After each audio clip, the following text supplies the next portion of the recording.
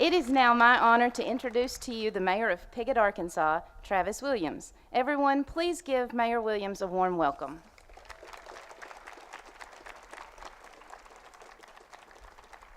And you may be seated. Thank you, Stephanie. Good morning. I would just like to welcome everyone to Piggott and say what an honor it is for us to have the airmail mural and our city name to be featured on a United States Postal Service stamp. Thanks to each and every one of you for being with us for this celebration, and I would like to invite each and every one to stick around and experience all that our city has to offer. Thank you very much. Good morning, everyone. Thank you, Stephanie, for that kind introduction. What a beautiful day this is. On behalf of the United States Postal Service, I am delighted to join you this morning to dedicate the post office murals Forever Stamps here at Piggott Post Office.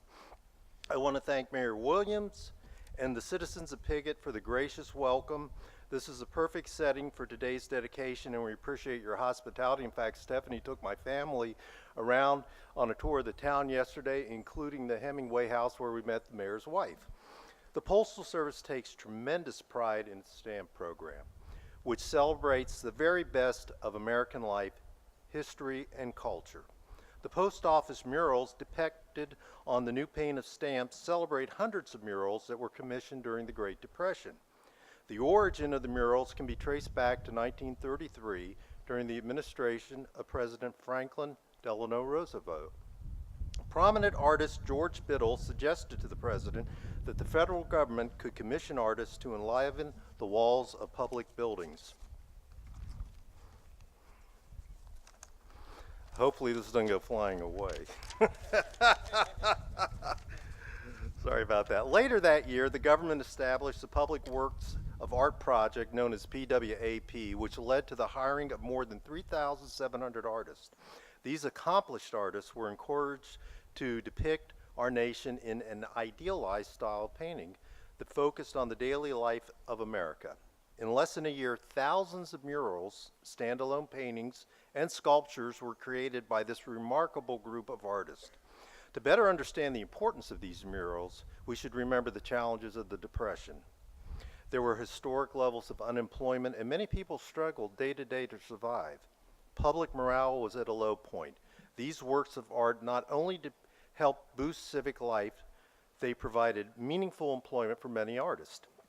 When the PWAP ended in 1934, the U.S. Treasury formed the section of painting and sculpture, later renamed the section of fine arts. It was this initiative that sought to brighten new post office buildings and other federal buildings. From 1934 through 1943, the section commissioned more than 1,000 murals, and the Treasury Relief Art Project funded additional murals at existing post offices. Post offices were some of the country's most popular public spaces, allowing people to enjoy the murals. The section of fine arts ended during World War II, but not before commissioning murals for post office in all 50 states, Washington, D.C., Puerto Rico, and the U.S. Virgin Islands. The Postal Service is committed to the upkeep of these important works of art. We have a federal preservation officer and an historian on staff who help safeguard the murals and also educate the public about their place in postal history and our nation's history. The post office mural stamps feature details from 5 unique murals. Kiowa Moving Camp in Anadarko, Oklahoma by Stephen Mopope, who was one of the group of Kiowa 6 artists.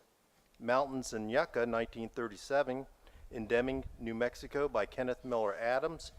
Antelope, 1939, in Florence, Colorado by Olive Rush. Sugarloaf Mountain, 1940, in Rockville, Maryland, which is actually my hometown, and hangs in the post office where in 1975 I took the entrance exam to go to join the Postal Service.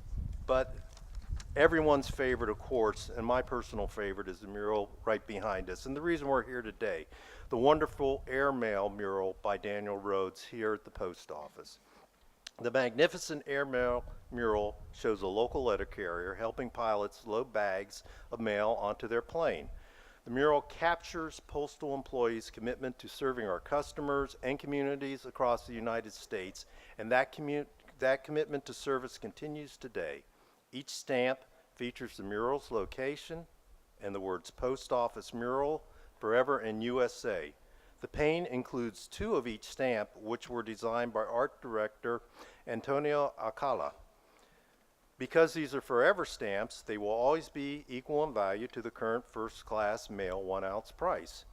And like these historic murals, they are timeless. At this time, I would like to ask the other participants to join me in dedicating the Post Office Mural Forever stamps. Please, everyone on stage. Thank you.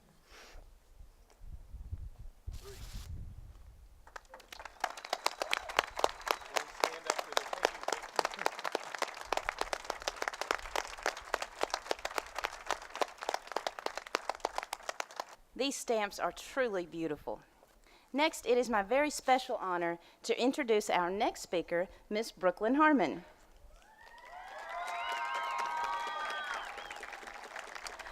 Brooklyn is a 4th grader at Piggott Elementary School and the winner of our 4th grade essay contest on post office murals. Please give Brooklyn a big, warm welcome.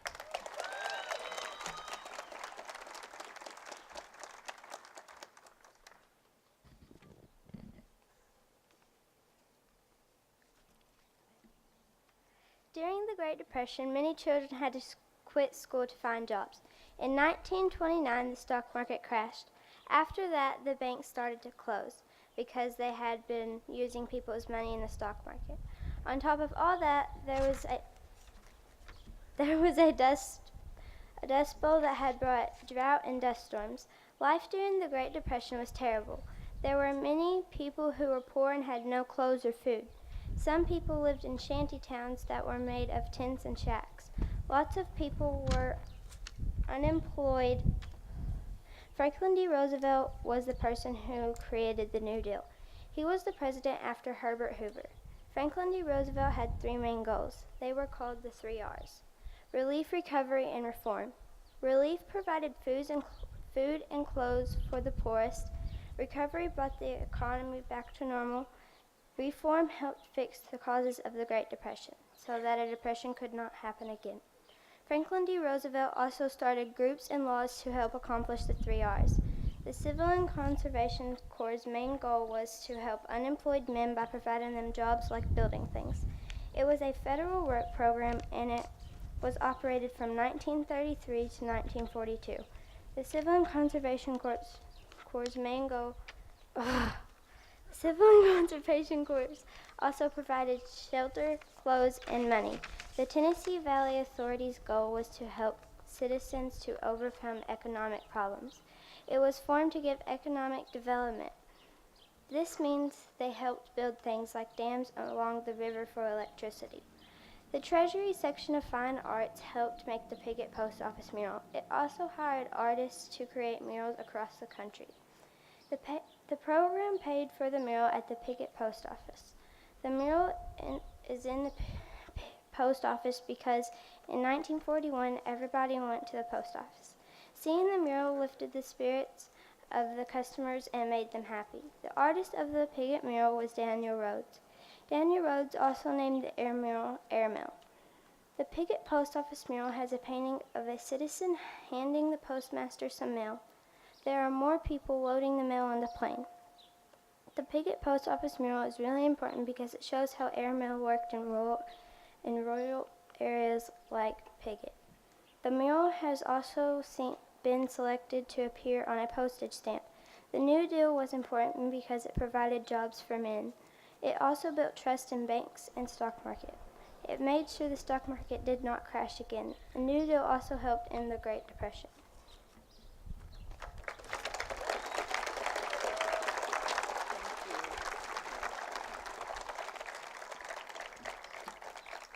Thank you, Brooklyn. I think you're a fantastic writer and could be a historian when you grow up. At this time, it's a distinct honor for me to introduce our next speaker. He's a historian and an author with several books to his name, including Postmasters, Arkansas Post Office Art in the New Deal. He's also a member of the Arkansas Parks and Recreation Foundation and a past president of the Arkansas Bar Association. I am delighted to introduce John P. Gill. Please give him a warm Piggott welcome. Indeed, these are master work of art throughout America and certainly in Arkansas.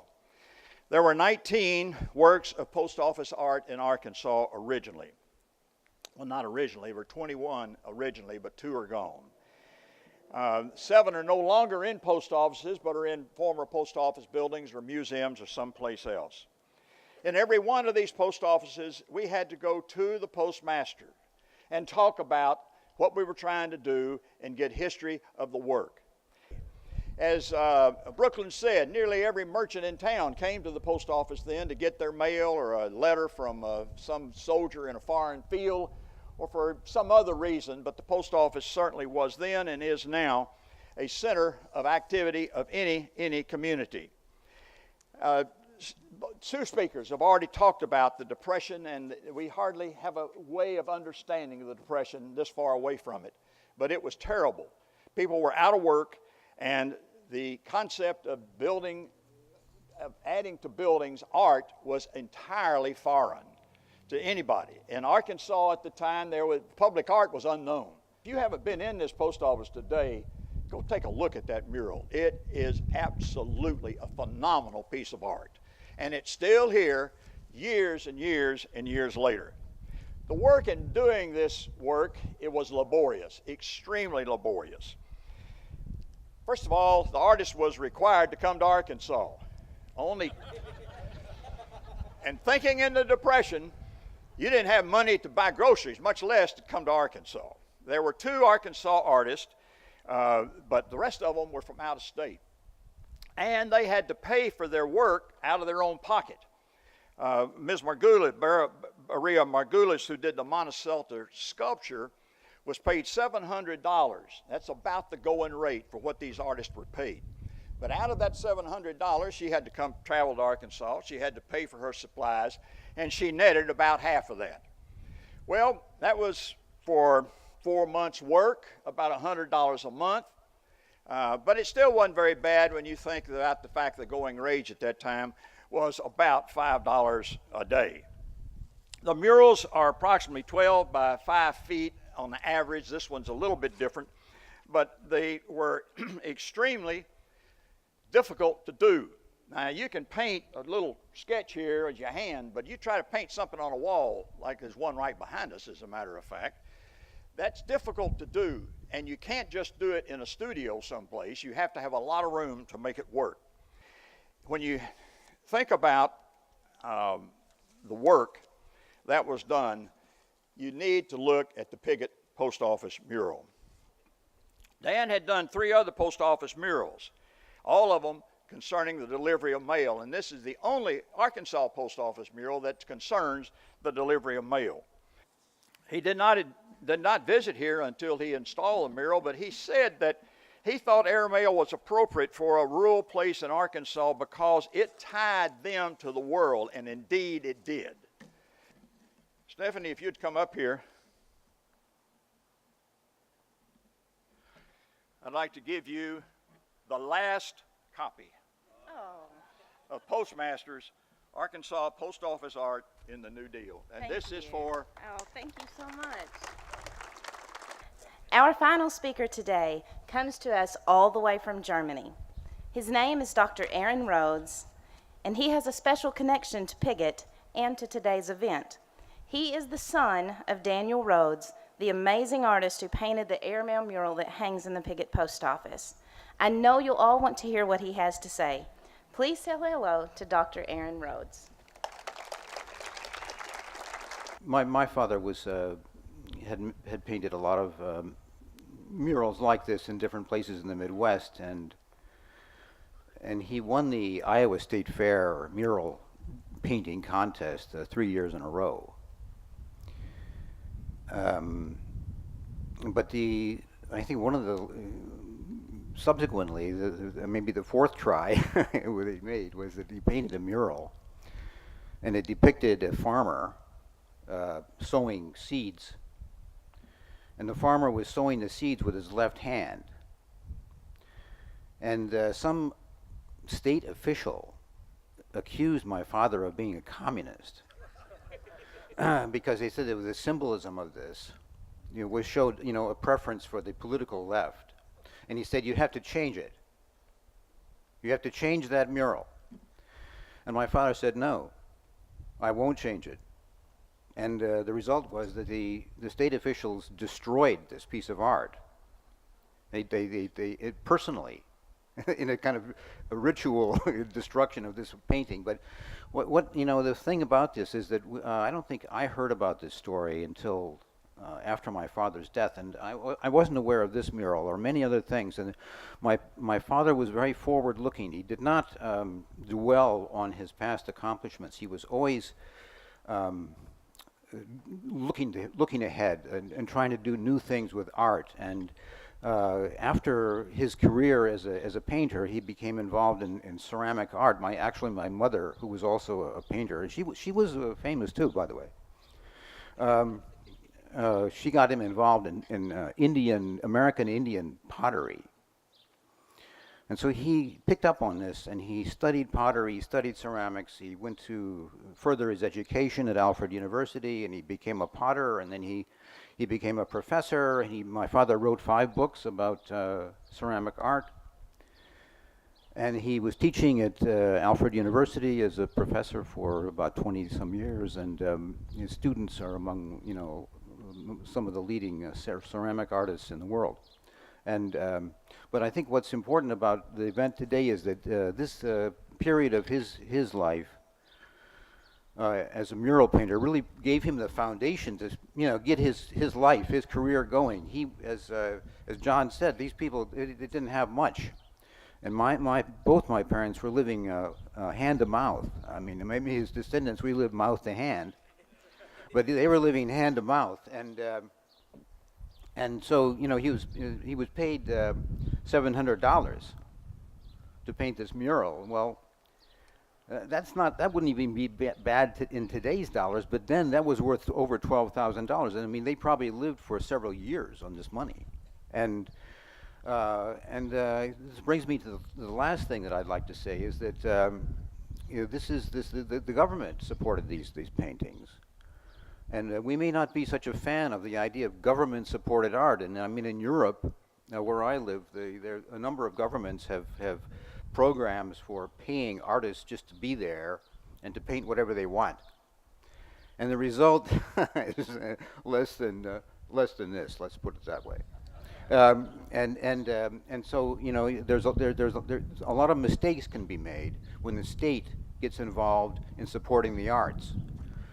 But I don't think this was a mistake. I think this is a beautiful painting. Thank you.